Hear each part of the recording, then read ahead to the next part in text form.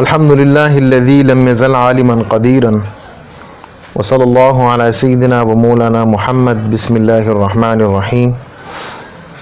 In today's session we are going to discuss the syllabus of O-Level Islamiyat 2058, as well as we will be discussing inshallah the paper pattern of paper 1 as well as the paper 2.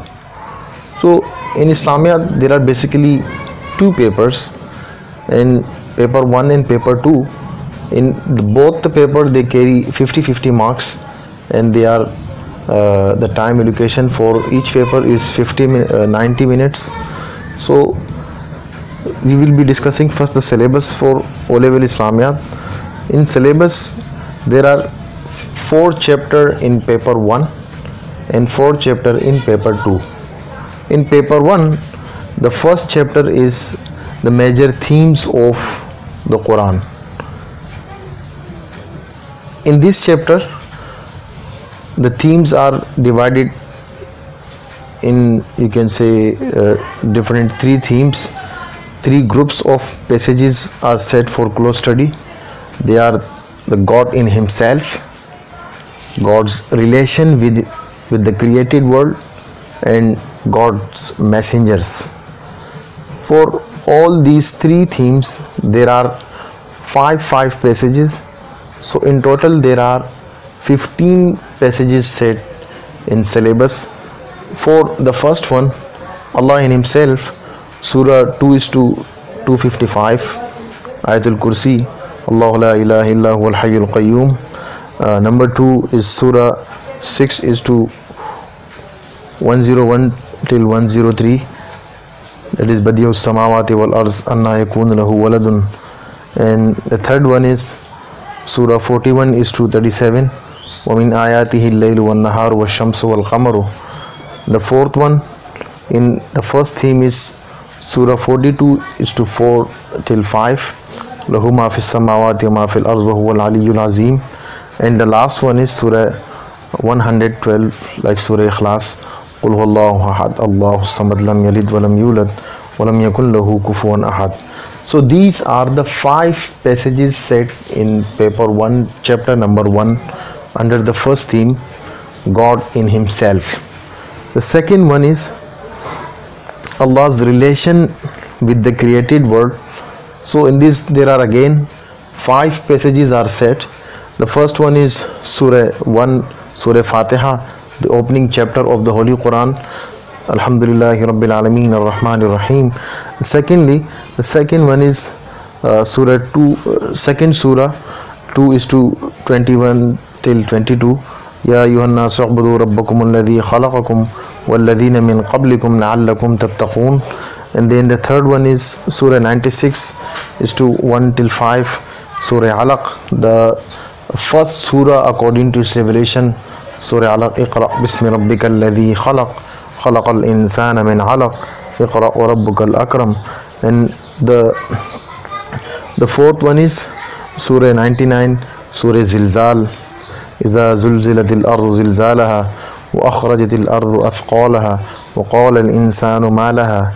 So in the last one is Surah 114, that is the last surah of the Holy Quran according to its compilation, that is Surah Nas, Qul a'udhu bi rabbin nas, malikin nas, ilahin nas.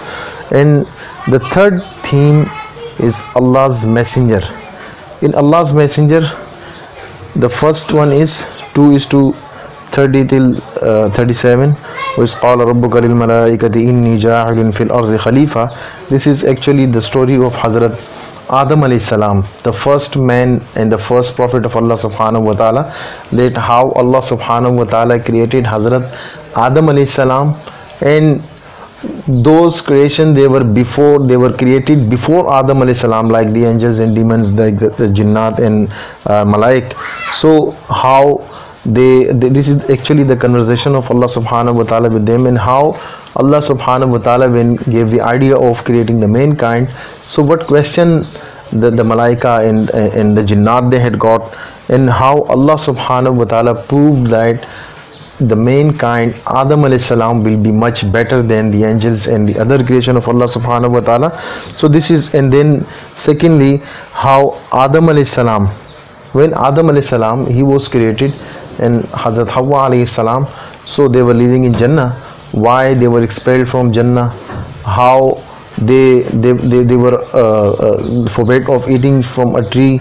Why did they eat it from it? And why they were finally expelled from Jannah? And so this is the whole story of Hazrat Adam alayhi salam. So that will be discussed in Allah's Messenger, the first theme, the first surah, the first passage of the third theme. Then there is another surah 6 is to 75 till 79.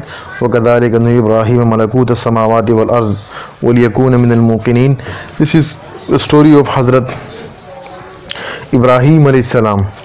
That how Ibrahim alayhi salam, when Ibrahim alayhi salam, he was between you can say amongst the people who worship the idols. So Ibrahim alayhi salam, when he did not believe in those the man-made the man-created idols, and he believed in, he was looking for a true God.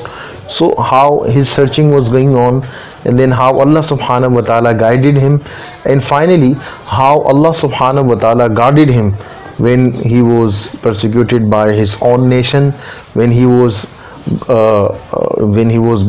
undergoing suffering by the hand of his own nation, when he was thrown into the fire, then how Allah subhanahu wa ta'ala secured him.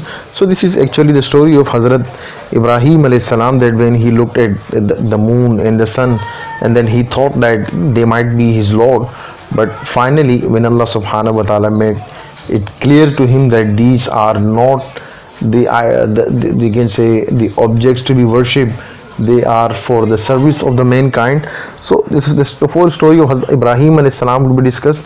And the third one is 5 is to 110. وَإِذْ قَالَ اللَّهُ يَا عِيسَى ابْنَ مَرْيَمَ اذْكُرْ نِعْمَتِيَ الَّتِي عَلَيْكَ وَعَلَى وَالِدَتِكَ. This is the story of Hazrat Isa alayhi salam, that Allah subhanahu wa ta'ala when created Hazrat Isa alayhi salam. Isa alayhi salam, he was given a birth by Hazrat Maryam alayhi salam without any father. So then Isa alayhi salam, then how the people of the nation of Hazrat Isa alayhi salam, they accused, they blamed Hazrat Maryam alayhi salam, how Allah subhanahu wa ta'ala helped Maryam and Isa alayhi salam. So this is, and the miracles given to Hazrat Isa alayhi salam. So these all are they all are discussed over there. And the fourth one is Surah 93, that is Surah Zuha. وَالضُّحَى وَاللَّيْلِ إِذَا سَجَى مَا وَدَّعَكَ رَبُّكَ وَمَا قَلَى. This is the story of the last messenger of Allah, the Prophet Muhammad sallallahu alaihi wasallam, when the people of Makkah, they started saying to the Holy Prophet sallallahu alaihi wasallam that he has been forsaken by Allah subhanahu wa ta'ala. Allah subhanahu wa ta'ala has you can say forgotten him.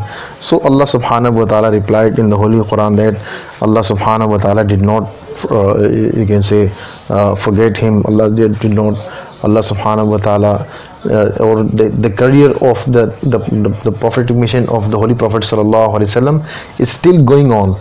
So Allah subhanahu wa ta'ala discussed over there.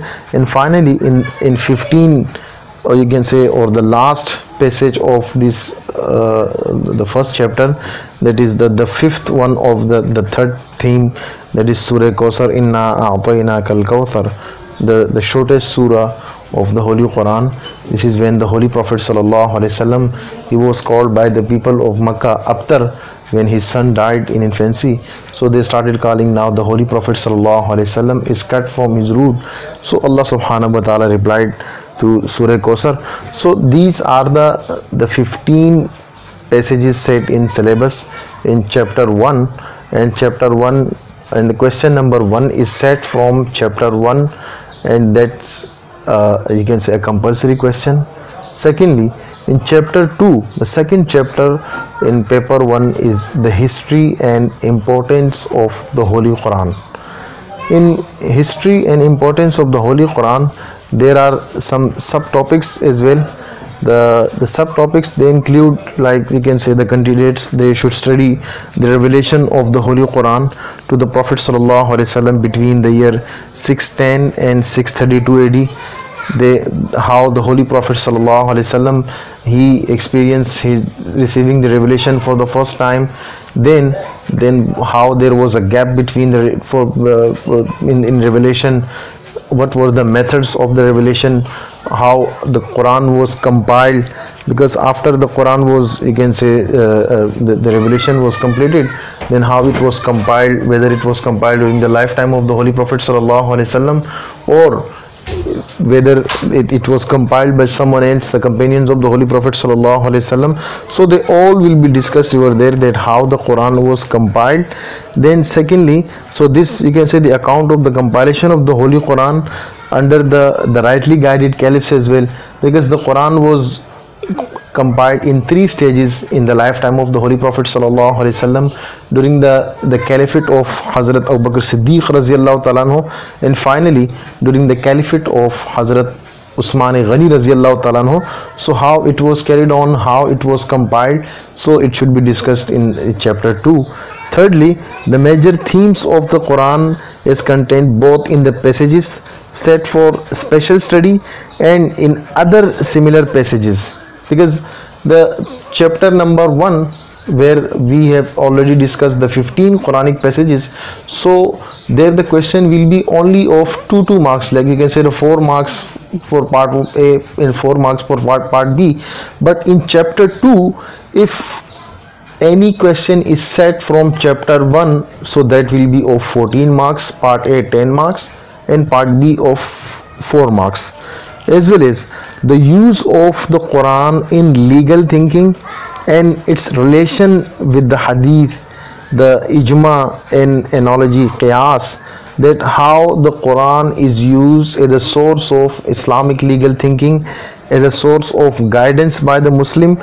Then, because in the Holy Quran, Allah subhanahu wa ta'ala discuss each and every aspect of life. The Quran covers all the aspects of life. So there are many things which were explained, clarified by the hadith of the Holy Prophet sallallahu alaihi wasallam. So in this way, the Quran and hadith, they work together. Secondly, there are many things which were introduced after the life of the Holy Prophet sallallahu alaihi wasallam. So those you can say the new questions and the new issues to be encountered. For that, we need to connect those issues with the Holy Quran, that is known as ijma. By ijma is actually the, you can say, the unanimous decision of the whole Muslim ummah on religious matters after the demise of the Holy Prophet sallallahu alaihi wasallam. So how ijma is connected with, or how ijma is related with the Quran, so there are some few examples. With the help of examples, they should be related. As well as the last thing is the qiyas, you can say the measurement. The qiyas is actually to the comparison, to compare the new issues with those issues they are already discussed in the Holy Quran and Hadith. So in this way, the new questions, the new issues, they are related to Quran. So how they are related to Quran and how they are, you can say, connected with the Quran, and how the new issues are resolved, so they will be discussed over there. And the significance of the Holy Quran is the basis of all thoughts and action in Islam, because Quran is the book of guidance. Is as in the Holy Quran, Allah subhanahu wa ta'ala said, Zalikal kitabu la rayba fi hudan lil muttaqin, that there is a guidance for the pious people. So if anyone is looking for guidance, anyone is seeking guidance, so he can seek guidance through Quran. So Quran is the guidance for him. So we will be discussing that how the Quran is used as a source of guidance. Thirdly, the third chapter of paper 1, that is the life and importance of the Prophet Muhammad sallallahu alaihi wasallam. The life and importance of the Prophet Muhammad sallallahu alaihi wasallam, in this chapter, this is a very comprehensive chapter. Candidates should study about the main events of the Prophet sallallahu alaihi wasallam's life, from his birth to his call to prophethood, that when, where the Holy Prophet sallallahu alaihi wasallam was born, what was the scenario over there, then how the Holy Prophet sallallahu alaihi wasallam was abroad, the Prophet sallallahu alaihi wasallam's childhood, the we can say some major events that took place in the life of the Holy Prophet sallallahu alaihi wasallam in his childhood, like the Holy Prophet sallallahu alaihi wasallam upbringing by Bibi Halima, then the Prophet sallallahu alaihi wasallam first journey to Syria, where the Holy Prophet sallallahu alaihi wasallam he met a Christian scholar Jurjes known as Bahira. Then the Prophet sallallahu alaihi wasallam marriage with Hazrat Khadija radhiyallahu ta'ala anha, and the Prophet sallallahu alaihi wasallam you can say his participation in the reconstructions of Kaaba, the rebuilding of Kaaba, and his role in fixing of the black stone. So in this topic, the subtopic, we will be discussing the Prophet sallallahu alaihi wasallam life to his call to prophethood. Then when the Holy Prophet sallallahu alaihi wasallam he experienced receiving the first revelation from Allah subhanahu wa ta'ala, he became the prophet of Allah subhanahu wa ta'ala. He had got a duty to convey the message of Allah subhanahu wa ta'ala to other people, to call people to Allah subhanahu wa ta'ala, toward Islam, to preach Islam. So this was the in between these, you can say, birth and to the call of prophethood, the major events will be discussed, as well as the main events of his activities in Makkah and his experiences with his opponents. Like the Holy Prophet sallallahu alaihi wasallam, there are many, you can say, activities of the Holy Prophet sallallahu alaihi wasallam that include the Prophet sallallahu alaihi wasallam calling the people toward Islam. Then when the Holy Prophet sallallahu alaihi wasallam he started preaching Islam secretly, then openly, that was an open call. So right after calling the people, so it was not like that when the Holy Prophet sallallahu alaihi wasallam declared to be the last messenger of Allah, so all the people of Makkah, they then and there accepted Islam, they then and there believed in him. No, the people of Makkah, his own family members, his own relatives, they you can say opposed the message of Islam. They not only did not believe in him, but also they started, you can say, torturing the Holy Prophet sallallahu alaihi wasallam. They started persecuting the Holy Prophet sallallahu alaihi wasallam. That was the physical torture, the mental torture, the verbal torture. So they all include over there. Then secondly, the Holy Prophet sallallahu alaihi wasallam, when the Muslim, you can say the poor Muslim people, they accepted Islam. So the followers of the Holy Prophet sallallahu alaihi wasallam, the companions of the Holy Prophet sallallahu alaihi wasallam, they were also persecuted, they were also opposed. So how they experienced these hardships in the first, you can say, in the 10 years of their stay in Makkah after the call of prophethood, so they should be discussed here. And then finally, like you can say, there are many major events like the boycott of Banu Hashim, then the first migration in Islam to Abyssinia, to Habsha. So they all should be discussed here. Secondly, the main events of his activities in Medina, because when the Prophet sallallahu alaihi wasallam he was there for the 10 years in Makkah, so when the tortures, the opposition, and you can say the persecution, they got increased day by day. So finally the Holy Prophet sallallahu alaihi wasallam and his followers, they had to migrate from Makkah to Yathrib. Yathrib was you can say the first name of Medina. So the people of Yathrib, when they came to Makkah and they accepted Islam, finally they invited the Holy Prophet sallallahu alaihi wasallam to migrate from Makkah to Medina, and then the Prophet sallallahu alaihi wasallam migrated to Medina. So the people of Makkah, they did not leave their persecution. They were not happy that the Holy Prophet sallallahu alaihi wasallam finally migrated. They were very much scared that when the Holy Prophet sallallahu alaihi wasallam and his followers, they will stay in Medina, and Medina will become a pure Islamic state.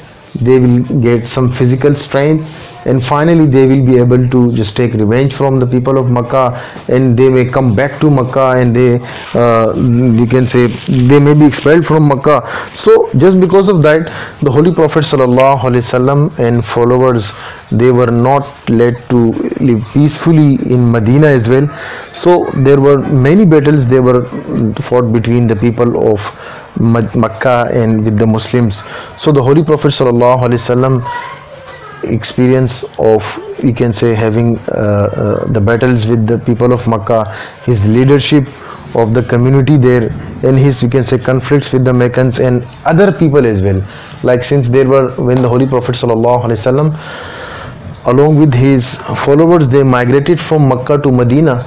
So in Medina there were not only the people of the you can say that the natives of Makkah, Medina, they were Aus and Khazraj. These were the two tribes who accepted Islam. So besides these two Muslim tribes, there were some Jews as well. They were also living there. They were Banu Qurayza, Banu Qanqa, Banu Nazir. They were also living there. Some hypocrites, some munafiqeen were also there. So the Holy Prophet ﷺ conflicts was not only with the people of Makkah, but also with some other peoples. So the Holy Prophet ﷺ, his actions and character, and how the Holy Prophet ﷺ treated them, how the Holy Prophet ﷺ, especially when we discuss the Holy Prophet ﷺ, his relation with the people of Medina, you can say the other tribes of Medina, the other you can say religions of Medina. So he had a peace agreement with them that is known as a Charter of Medina, Misaq Medina, with the Jews of Medina. So this was the Holy Prophet ﷺ, his character and his actions in Medina. Then the importance of his actions as example for Muslim individual in their personal conduct and relation with other, including women and non-Muslims. Because about the Holy Prophet ﷺ, the Quran said that the Prophet ﷺ was sent to this world to set examples for others. So how the Prophet ﷺ, he set examples for others to follow, how he was a model of excellence. So the Holy Prophet ﷺ, the relation in his treatment of children, women, slaves, and you can say his friends, companions, enemies, they all should be discussed. This is, you can say, this is a subtopic of the Prophet ﷺ, the chapter number 3, and the importance of his action as example for Muslim communities in their relation with other states as well. So you can say the Holy Prophet ﷺ. And finally, the last subtopic is his significance as seal of the prophets and last messenger of God. Because note, the Holy Prophet ﷺ was not only the messenger of Allah subhanahu wa ta'ala, the prophet of Allah subhanahu wa ta'ala, but also he was the last messenger of Allah, the seal of the prophets. So not only to believe in him as to be the messenger of Allah, but also to believe in him as to be the last messenger of Allah. If anyone believes that there is going to be any other prophet, any other messenger after the Holy Prophet ﷺ, so the faith will remain incomplete. So how the Prophet ﷺ is Khatamun Nabiyyin, how the Prophet ﷺ is the last messenger of Allah, this is the last topic to be discussed in chapter number 3. And for number 4, the fourth chapter of paper 1 is the first Islamic community. In first Islamic community, there are some figures to be discussed, like the Prophet ﷺ's wives. They are known as the mothers of the believers, Ummahatul Mu'mineen.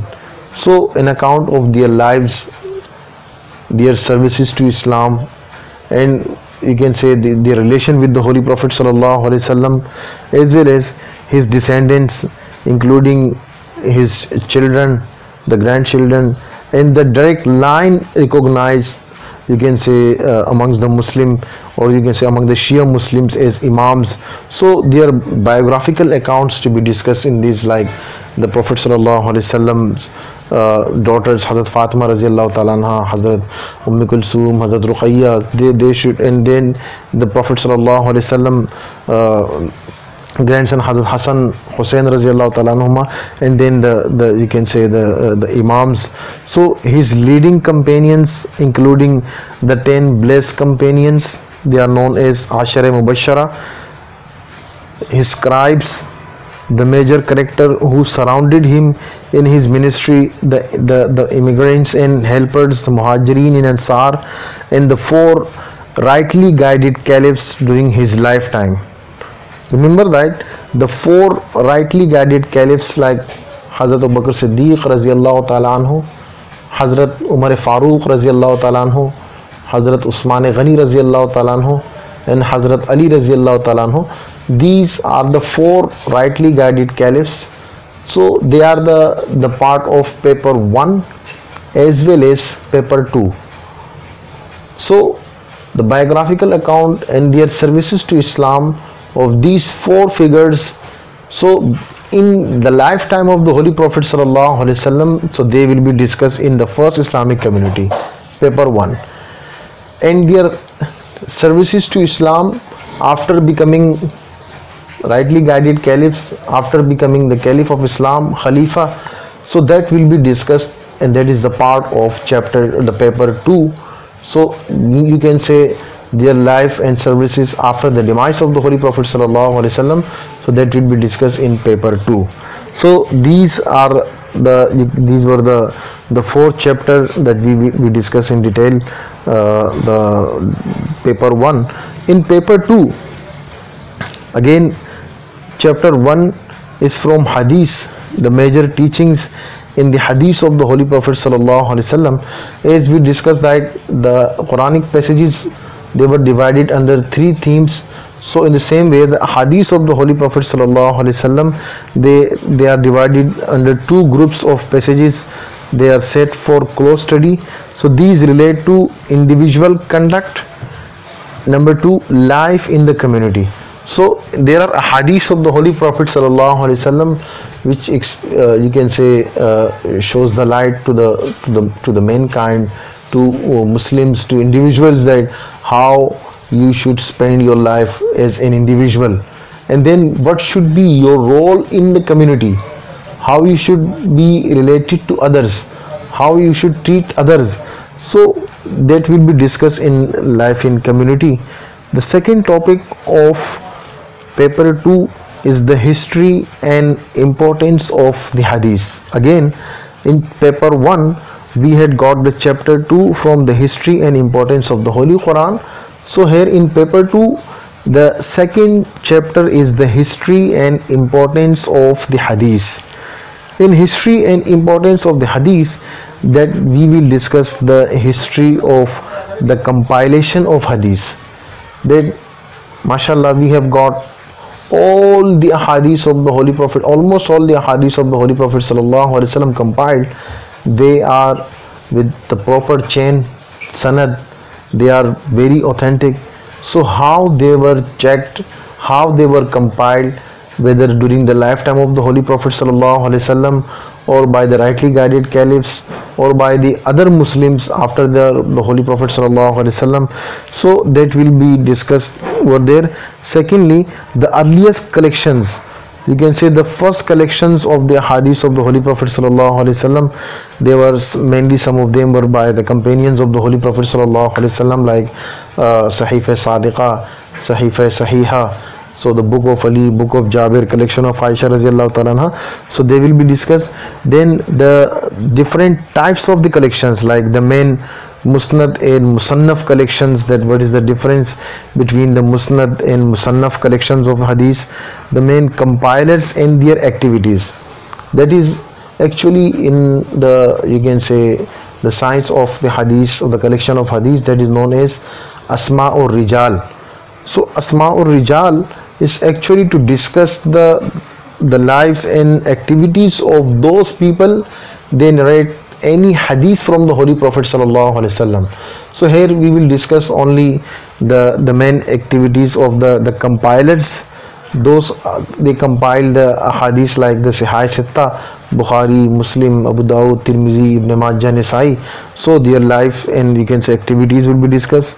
Then the methods based on examination of the chain of the transmitters, isnad, and the text matan of hadith, to test the reliability of the hadith.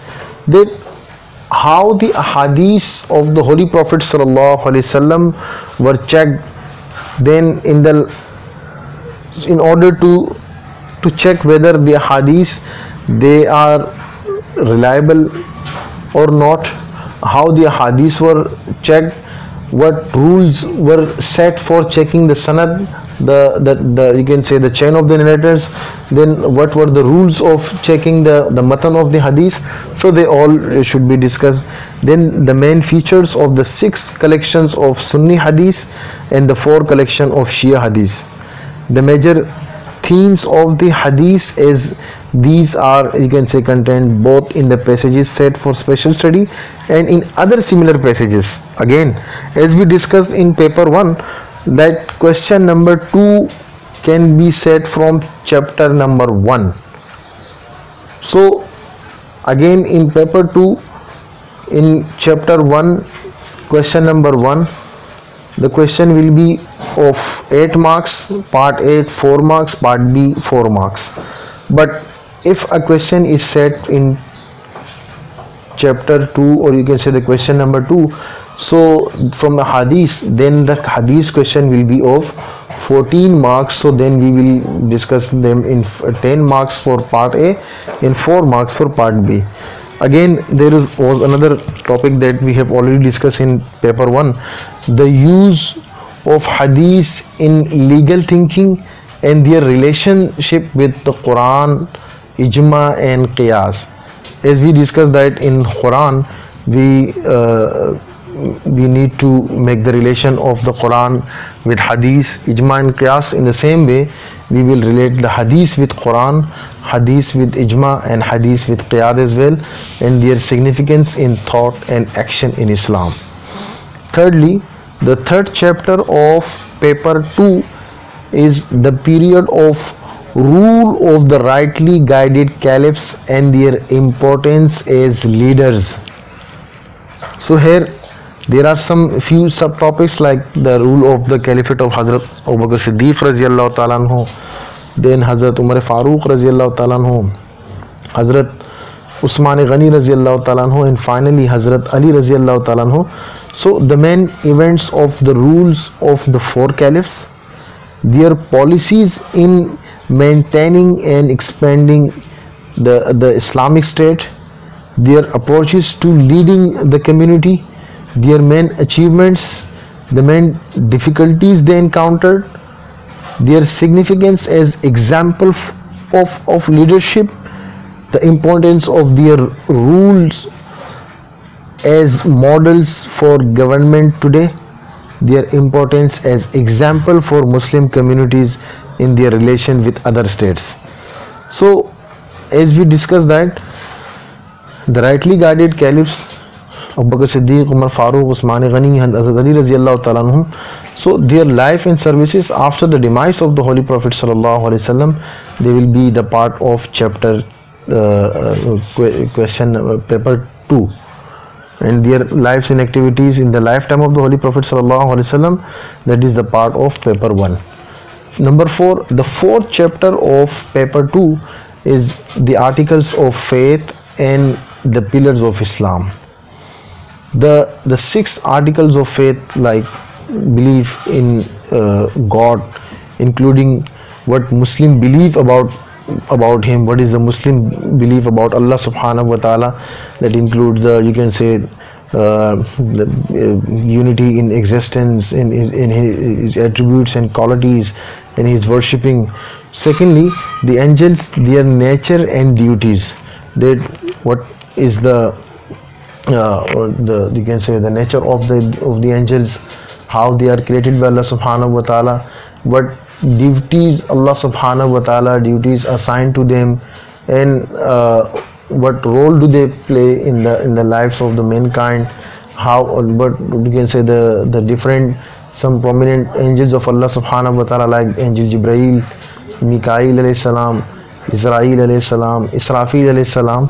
So they will be discussed. Secondly, the books, their contents and purpose, like which books were revealed by Allah subhanahu wa ta'ala to different prophets, different messengers, like Hazrat like Torah, Zabur, Injil, Quran, and then the comparison between the other books and the Quran, how the Quran is superior to the other books, then so that will be discussed.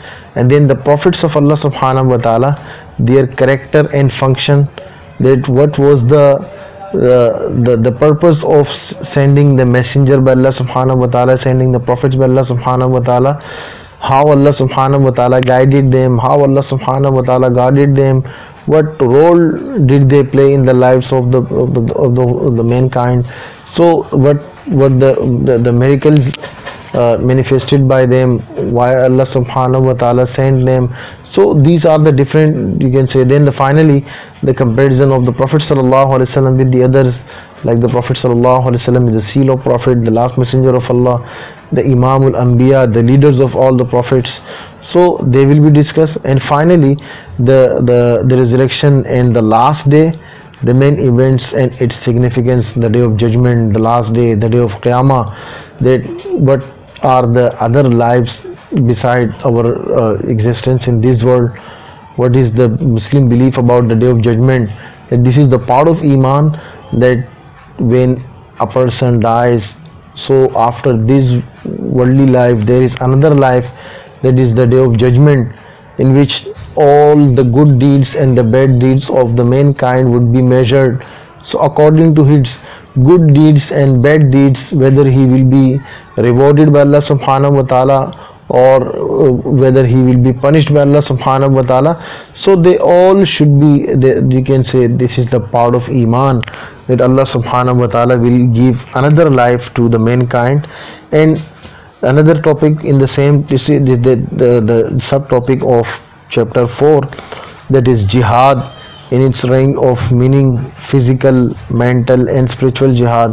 That what is the difference between the physical jihad, what is meant by the mental jihad, that is known as the jihad bil qalam, jihad bil lisan, jihad bin nafs, jihad bil sayf. So these are the different the types of jihad.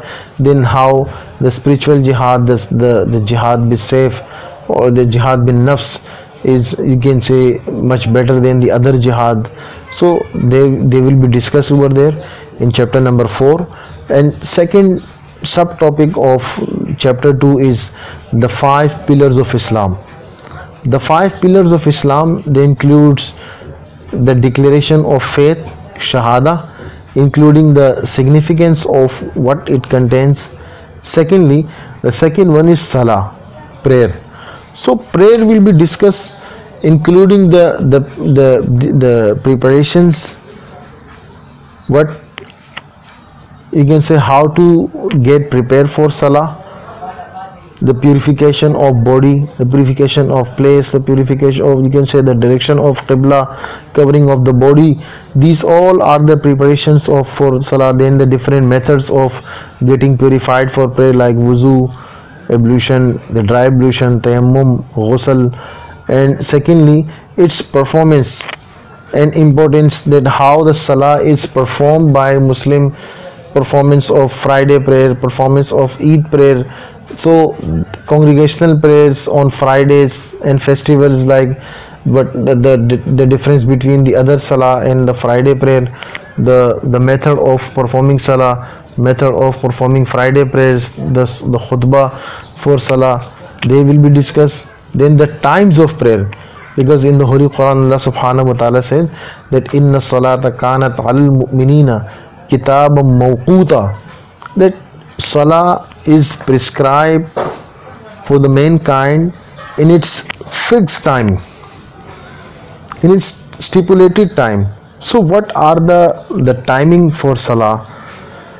What is the time for Fajr prayer, Zohar prayer, Asr prayer, Maghrib prayer, Isha prayer, and when the time of the Fajr prayer starts and when it ends. Then secondly, when the time of Zohar prayer starts, when it ends. So they all should be discussed.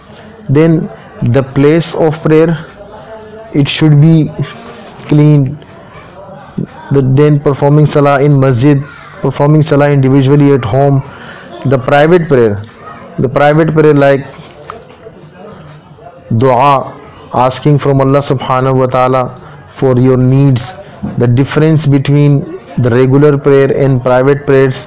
Then the delayed prayers, funeral prayers. So these, we can say, all the types of the prayers should be discussed in the second topic of the pillar of Islam. Then the third pillar of Islam, that is alms giving, zakat. That what is zakat? What is the literal and Islamic meaning of zakat? To whom zakat should be given? The recipient of zakat, to whom zakat should not be given? What are the different items on which zakat to be given? What is the nisab, the rate of zakat? And then how much zakat to be given on different items? So they all, you can say, how it is performed and its significance in the community, that what are the individual benefits of zakat, what are the benefits of zakat for the community. So they all should be discussed. Then fasting, som, including the way it is observed, the time of fasting, the month in which the fasting is observed. Then different, you can say, terms related to fasting, like the performance of Taraweeh, how the Taraweeh are performed. Then the perform, you can say, etikaf, what is etikaf. Then you can say the things that nullify, that breaks out fasting, the things they may not break out fasting. So they all, then the individual and communal benefits of fasting. So you can say the fasting, including the way it is observed, its significance, and those who are exempted from fasting, who cannot observe fast, or who is permitted not to observe fast. So those, they are exempted from fasting, like they are the travelers, or those people, they are, you can say, sick, they cannot observe fast. And then, so these will be discussed. And finally, the last topic of this chapter, that is the Hajj, including the main observance involved and their significance, or you can say all the terms used in the Hajj, like Mina, Arafat, Muzdalifah, and Rami, the method of Hajj, the method of Umrah, the difference between Hajj and Umrah, then how Hajj is performed. So they all should be discussed, you can say, in very detail. So that is the syllabus of Islamiyat 2058 of paper 1 and paper 2. So now we are going to discuss the paper pattern of Islamiyat 2058 paper 1 and paper 2. So in Islamiyat 2058 there are two, you can say, objective of the paper. You can say they are known as the assessment objective. So candidate should be able to demonstrate that they have closely studied the topic set. So they should be able to assessment objective 1, that is known as AO1, and assessment objective 2. Assessment objective 1 is to recall, select and present relevant facts from the main elements of the faith and history of Islam. Or you can say assessment objective 1 is the knowledge, and assessment objective 2, AO2, is to demonstrate understanding of their significance in the teachings of Islam and in the lives of the Muslim. So you can say their understanding. So assessment objective 1 is the knowledge, and assessment objective 2 is understanding. For knowledge, there will be only in question number 1 will be 4 marks, but the rest of the question, like question number 2, question 3, question 4 and question 5, for the knowledge, you can say assessment objective 1, there will be question of 10 marks, and for assessment objective 2, understanding, there will be always 4 mark question, and that is known as part B of the question. So how the questions are set in paper 1 and paper 2. So as we discussed that the chapter number 1 is the Quranic passages. So question number 1 is from Quranic passages. From Quranic passages, question number 1, and there will be 2 question, you can say 1 question is there of 2 parts, 4, part A, part B. So then chapter number 2, history and importance of Quran, question number 2 is from history and importance of the Holy Quran, and the question number 1 and question number 2 are compulsory. 14 mark question will be set from question 2 chapter number 2, 10 marks for knowledge and 4 marks for understanding. Then for the rest of the you can say the 3 question number 3, question number 4, question number 5. So question number 3 and question number 4 and 5, they will be set from chapter 2, 3 and 4. So whether there will be 2 question from chapter 3 or 1 question from chapter 4, or there will be 2 question from chapter 4 and 1 question from chapter 3, and the candidates, they had got the choice, the options to choose any 2 out of them and skip, or you can say in any one of them in choice.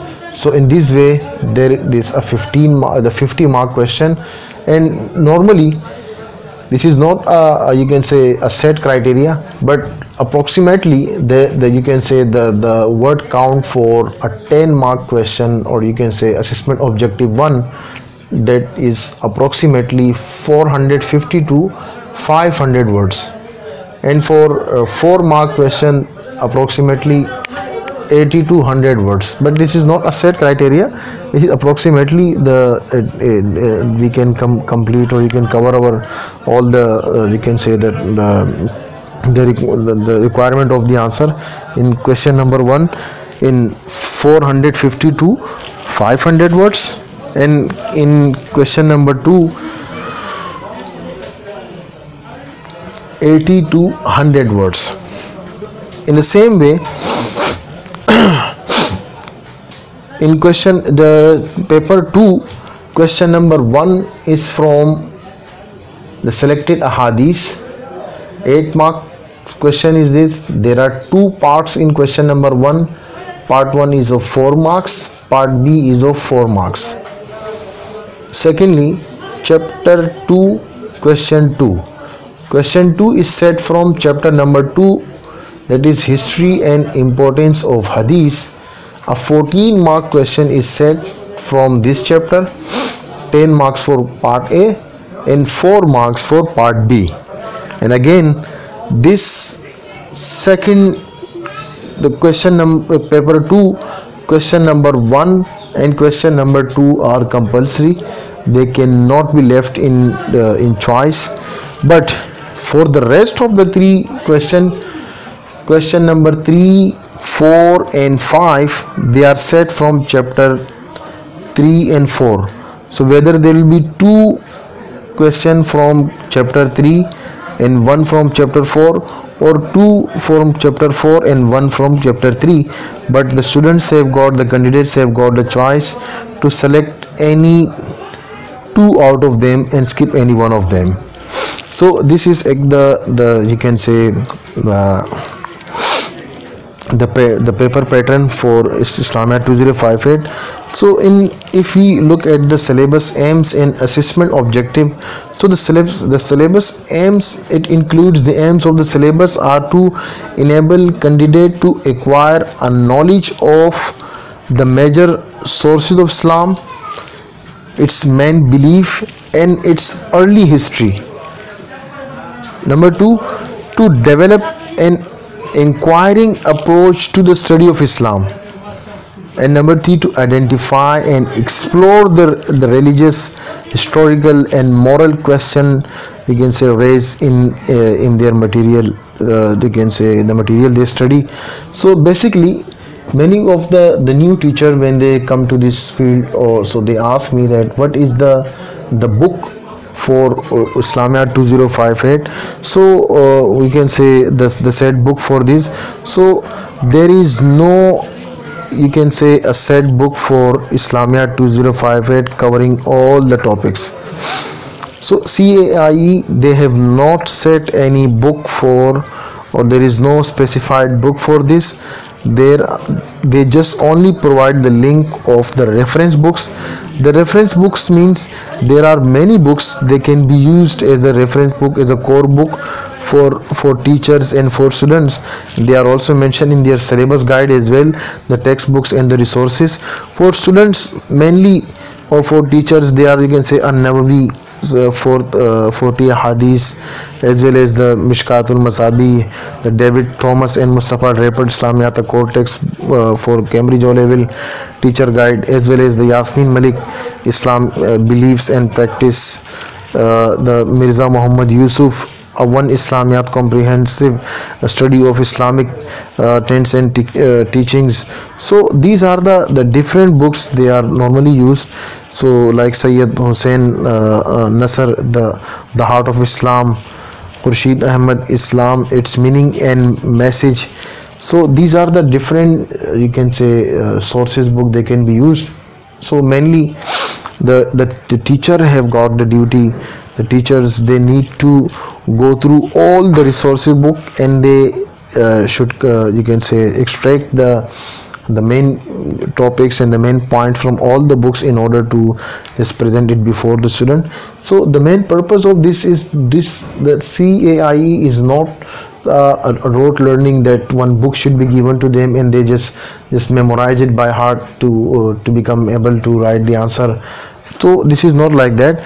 They have to study, they have to go through all the books.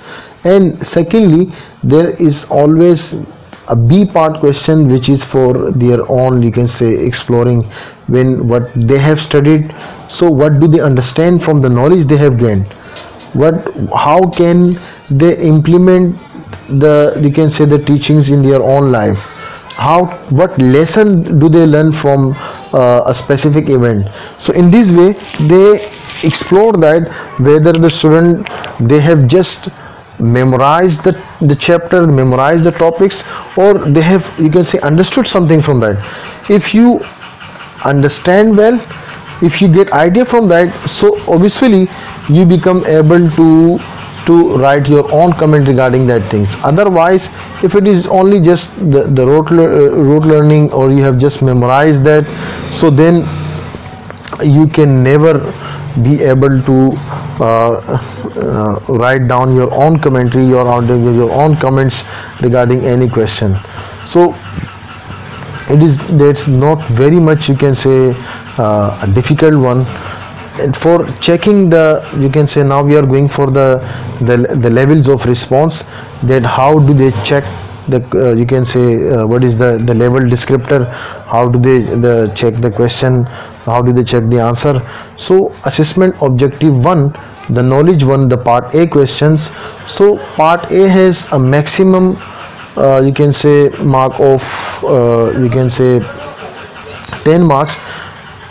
So there are 4 levels, level 1, 2, 3, 4. In level 1, the marks of questions is 1 or 2. In level 2 there are 3 and 4. In level 3 the marks are 5, 6, 7. And for level 4 the marks are 8, 9 and 10. So how do they, what is the level descriptor for that, how do they locate anyone in any level? So the first level, you can say the 4th level, that is known as the very good and excellent. So what do they require from that? A very through well developed and, you can say, substantial response, demonstrate extensive, relevant and highly accurate knowledge of the subject in you can say considerable detail and with evident expertise as well. So, likely to quote Quran, you can say verses and hadith to support and illustrate points made. So comprehensive and you can say thoughtful. So if your answer is covering all the 4 you can say the elements of the answer, like the answer is well developed, it is you can say in a proper sequence, answer is relevant, the knowledge or you can say the information given is relevant as well as accurate, and there is any quote from the hadith or Quran if the question demands, or you can say if there is the requirement in the question. So this is a complete level 4 answer.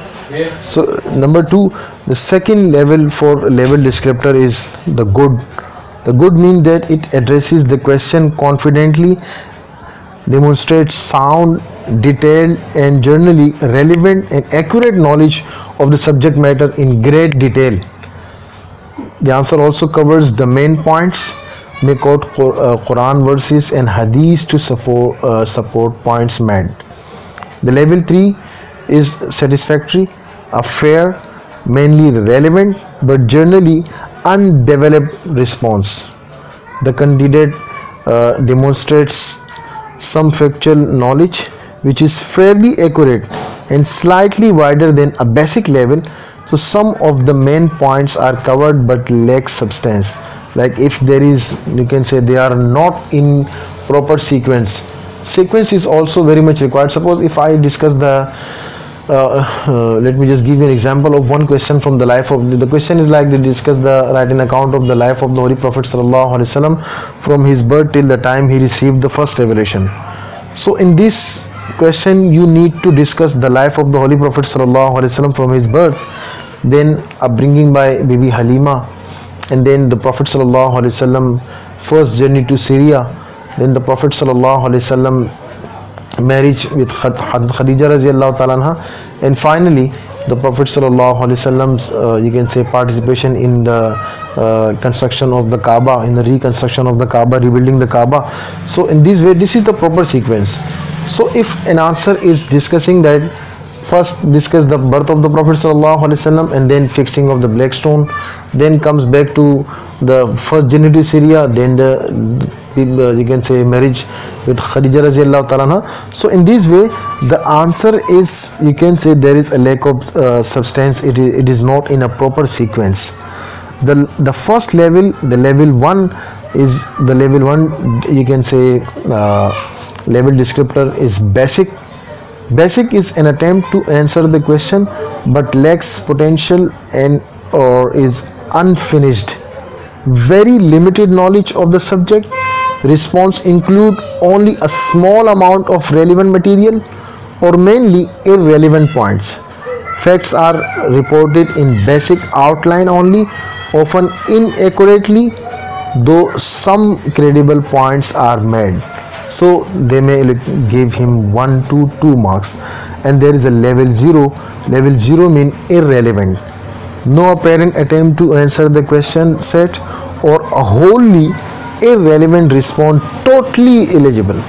So in this way, so when the answer is irrelevant, so you can say the marks will obviously be 0. For assessment objective 2, or you can say part B question, in part B question there are again 4 levels are there, level 1 2 3 4, and in each level there is only 1 mark. Level 1 mark, level 2 2 marks, level 3 3 marks, level 4 4 marks. So level 4 is the level descriptor for that is the 4th one is very good and excellent. So how do they you can say place an answer to be very good or excellent? So there is what is a description for that the answer demonstrate a wide and thorough understanding of what the question asks, recognizes fully and can explain the significance of the material used in an answer, can respond, evaluate and discuss it in a thoughtful you can say mature manner. So in this way they declared that question to be very good or excellent. Second one, the second level for the answer is good. When they declare it good, when the answer understands the significance of the question, seeks to move clearly beyond a purely descriptive approach, demonstrating you can say touches of the maturity, a willingness to engage with and discuss the material. Number 3, the level 2 is satisfactory. This response is descriptive but makes some effort to offer evaluation. The candidate's attempts though you can say with limited success, to move beyond a purely you can say factual approach with some limited discussion of the material. And level 1 is very much basic. Basic means this question is limited understanding of the subject. The candidate's response is descriptive and immature, with no attempt to discuss or evaluate the material. And finally, the fourth, you can say the 0 level, is irrelevant, no response submitted, or clearly lacks any understanding of the subject matter. So in this way they check the answer, and you can say they allocate anyone to be in any level, whether to be in level 1, level 2, level 3 or level 4. And as I told you, in the 10 marks, the level 1, level 2, level 3, level 4 have got some marks like 1 2 3 4 5 6 7 like, but in level 1, in part B, level 1 2 3 4 1 marks is there. Then in answer of the, you can say the resources. Okay, I have discussed resources. Okay, we have discussed already resources, that what are the resources of the for the answer. Like for the textbook, there is no you can say a specific book set for Islamiyat 2058. There are some the textbooks and resources are used, and mainly the student, they need to go through them. And nowadays, mashallah, the teachers, they do their efforts, and they you can say they design some notes for a student, that is the, you can say, extracted from all the resources books to make it easy for them. And especially for understanding and for, you can say, practice, I highly encourage that the students should go and check or go through the past paper as well, that how the examiner they give the question and how to be answered. And then a very good news for the newcomers, that for marking scheme is also released, and it is also published by CAI right after, you can say, writing the answer. So you can check the marking scheme and what was the marking scheme and what was required in the answer. And there is also available in the examiner reports. So I highly encourage my students to, whenever they write any answer, whenever we discuss any topic in the class, so I just bring, or you just show them the examiner reports as well, because the examiners say that when I checked 10 or 15 or 20 same question, so what was lacking there, what was the, you can say, the improving area, why the student, they did not get, you can say, high levels. So the students, when they go through the examiner reports, when they go through the marking scheme, so they, for not only, or you can say not for all the topics or all the questions, they need to go through that. So if they just initially in the beginning, they just make it habit to just go to check the marking scheme as well as the examiner report regarding the specific question, so for 10 to 15, so then they get the idea that what is the nature of the examiner in setting the question, and what normally he demands from such kind of the you can say the question, so they can attempt it very easily. So inshallah, I think for the newcomers, for the beginners, or for those teachers, they are you can say seeking their career in O-level Islamiyat. So this was a brief, you cannot, mashallah, brief, a detailed, you can say, introduction to O-level Islamiyat. So right after this lecture, if you go through the PDF file, you can say, released in or available in the I'm just will give you the description of also there, so which is available in their website. So inshallah you will understand it very easily. Wassalamu alaikum wa rahmatullahi wa barakatuh.